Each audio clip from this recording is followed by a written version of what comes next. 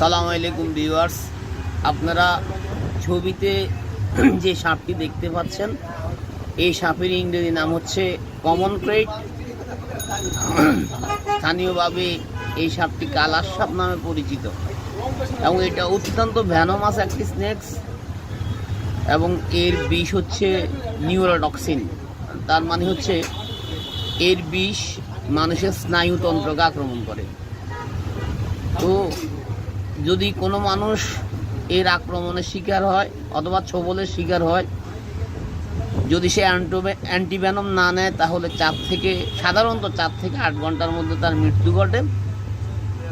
তো এখন যেহেতু বর্ষাকাল, চারদিকে সাপের আবাসস্থলগুলো সাধারণত পানিতে ডুবে গেছে, এই কারণে সাপগুলো বিশেষ করে মানুষের ঘরে এবং মানুষের বাসস্থানের আশেপাশে আশ্রয় নেয়।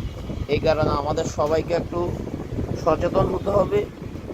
আর আমি যে সাপটির কথা বলতেছি ওই সাপটি কিন্তু কাউকে যখন কামড় দেয় তখন মানুষ কিন্তু সাধারণত বুঝতে পারে না, কারণ এই সাপ সাধারণত ছোবল মারলে একটা বিষাক্ত পিঁপড়ার মতো মনে হয়, পিঁপড়ার কামড়ের মতো অথবা মশার কামড়ের মতো মনে হয়। এই কারণে অনেকেই বুঝতেই পারে না যে সাপটি তাকে আক্রমণ করছে। এমনকি অনেক ক্ষেত্রে মানুষ যখন ঘুমের মধ্যে থাকে তখন এই সাপ মানুষকে ছোবল মারতে পারে, তখন ঘুমে থাকা অবস্থায় মানুষের মৃত্যু করতে পারে। এটার বিষ যেহেতু নিউরোটক্সিক, এই কারণে যত দ্রুত সম্ভব মানুষকে অন্য কোনো কাজ না করে মানুষকে নিকটবর্তী হাসপাতালে নিয়ে যাওয়াই ভালো।